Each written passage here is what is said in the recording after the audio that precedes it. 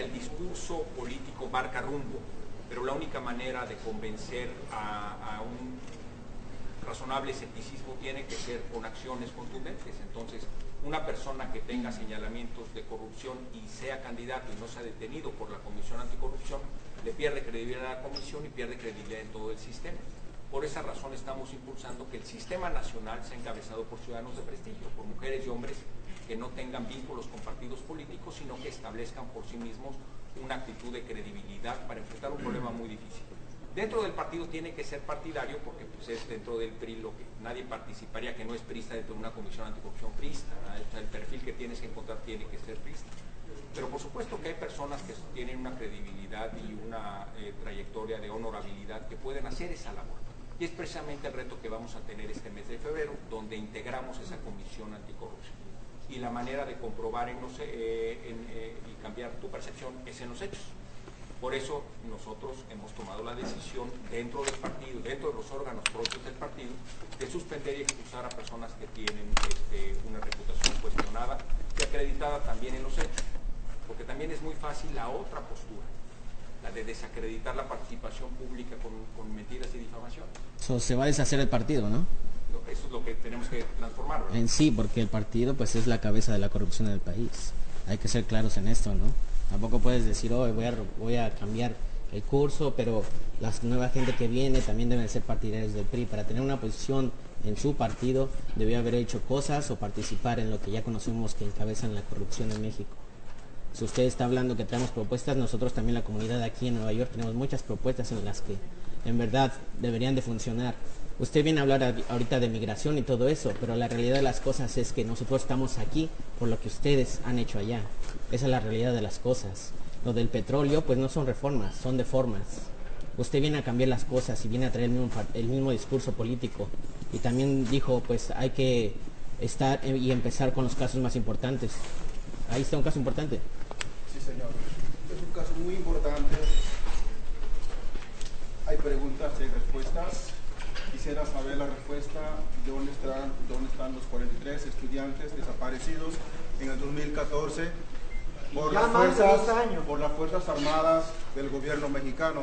No solamente han sido 43 estudiantes, ha habido miles y miles y miles desaparecidos. Nosotros como padres hemos hecho un sinfín de cosas para que el gobierno nos entregue a nuestros hijos. ¿Y qué hemos hecho? He estado con representantes del gobierno en Washington, D.C., donde no podía creer que el subsecretario de Derechos Humanos supuestamente debería estar al lado de nosotros. ¿Y qué es lo que pasa? En la mesa, en Derechos Humanos, el subsecretario está del lado del gobierno. En estos momentos, el resto de los padres, en una reunión con la PGR, ustedes saben lo que se tiene que batallar para hacer una entrevista con ellos o con el gobierno mexicano. En mayo del año pasado, cuando el gobierno echó al GI de México, tuvimos que pasar 3 meses para que el caso se reabriera. 3 meses de lucha, 3 meses de protestas, 3 meses en algunas veces con huelgas. Los padres de familia en México han estado de norte a sur, de este y a oeste, para que nos entreguen a nuestros hijos. Yo, como padre, yo no le deseo la muerte a nadie, ni tampoco les deseo que le desaparezcan a un familiar, a un hijo. Yo solamente quiero a mi hijo y a sus compañeros. Y también, como dice acá la persona, viene a hablar sobre migración, pero ¿qué hay con los desplazados económicos? Yo creo que la mayoría que están acá, si son chicanos, es porque sus padres vinieron también como desplazados económicos, ¿sí? Es algo que debemos de frenar. Habló de corrupción. La corrupción ha existido, la corrupción está en todos los niveles, pero se necesita hacer algo, ¿sí? Y lo vamos a hacer como pueblo, ténganlo por seguro. Padres, nuevamente le exigimos a su gobierno que nos entregue a nuestros hijos y que nuestras voces sean escuchadas y que por favor cuando nos tengamos una cita con ustedes, nos abran las puertas y no nos las cierren. Enrique Peña Nieto vino en Naciones Unidas a decir que se estaban respetando los derechos humanos de nuestros hermanos los indígenas. Eso es completamente falso. Hay represión. Yo estuve en la ONU con representantes de su gobierno. Hablé acerca de lo que estaba pasando en México. ¿Qué pasó? A los pocos minutos sus representantes de ustedes salieron corriendo porque sabían que la prensa les iba a hacer muchas preguntas. Tuve una entrevista con la relatora de los pueblos indígenas, la señora Victoria, que ella ha mandado una carta al pueblo mexicano para que dé una visita de lo que está pasando realmente en nuestro México. El gobierno mexicano no ha dado respuesta alguna a esa carta. Nosotros como padres, gracias a la comunidad internacional y a las organizaciones, hemos salido a difundir nuestro caso, que nos falta un hijo. Los padres han dejado sus trabajos, los padres han enfermado, todo por encontrar a un hijo que está desaparecido. No solamente son 43 alumnos jóvenes, son miles y miles y miles de desaparecidos. No solamente son mexicanos, también son centroamericanos, sudamericanos que pasan por territorio mexicano y son desaparecidos en México. No son solo 26.000 ni 28.000 desaparecidos en México, son más de 100.000 desaparecidos. Esas cifras ustedes no las conocen, esas cifras tampoco él las va a venir a decir. En 1968, la matanza que hubo en Tlatelolco, fue el gobierno quien desapareció y asesinó a los estudiantes. Ahora, con Ayotzinapa, quiere hacer lo mismo, pero no contaban con la palabra de los padres. Somos humildes, no aceptamos el dinero que ofreció el gobierno mexicano a los padres, no lo aceptamos. También quiero decirles, aquí ustedes presentes, que en cierta forma hemos sido hostigados. Los padres allá en México han sido, cuando se trasladan de un lado a otro, han sido amenazados, han tratado de sacarlos de la carretera. Pero, delante de ustedes, les vuelvo a decir, como se lo dije al señor Gómez Piquerín, si alguno de los padres o familiares o a mi persona nos pasa algo, el culpable es el gobierno.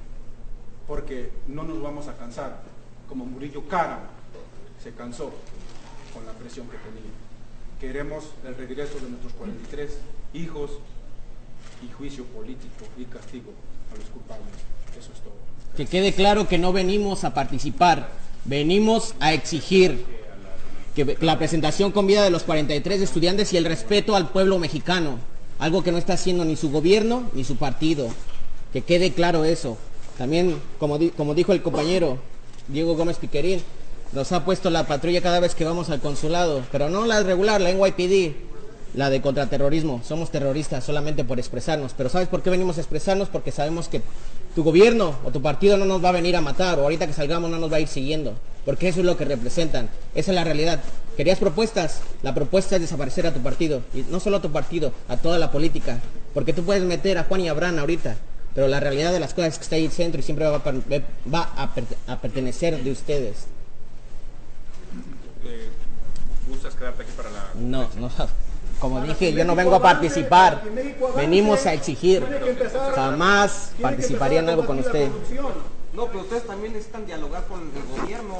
Dialogar, se ha dialogado, ¿de qué habla? Esta es una universidad, y aquí se viene a dialogar. Es una universidad. Están dialogando. Tú nos representas a todos. Nosotros somos el pueblo, nosotros somos la segunda economía para México, porque la gallina de los huevos de oro, como dijo Peña Nieto, se acabó. Y ahora están sobre nosotros, la comunidad emigrante, la que aportamos más al sistema corrupto de México. Nosotros somos, por si no lo saben ustedes, y no creo que lo sepan, nosotros no estamos aquí por diversión, ni por placer, estamos aquí porque somos desplazados. En México no hay nada. ¿Y qué les ofrecen a los que están siendo deportados? Puras mentiras, pero ellos sí son demasiado ricos, demasiado ricos. Eso deberían de fijarse ustedes. Qué lástima que la Universidad de Columbia haya educado a ladrones como ellos. Bien dicho. Este es un ejercicio de diálogo. Vámonos, quédense dialogando, gracias, vámonos. Permítanos, por favor. Quédense dialogando, claro. ¡Ayotzi vive! ¡La lucha sigue! ¡Ayotzi vive! ¡La lucha sigue y sigue!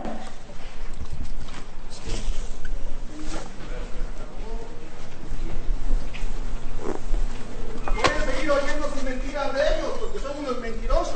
No, algunos de ellos son cómplices, como el compa que dijo, son cómplices del sistema. Sigan escuchando las mentiras de esos corruptos, Ojalá que haya ladrones. estudiantes conscientes aquí, que tengan corazón y una conciencia social muy grande, pero no como ese compa que habló. Vámonos.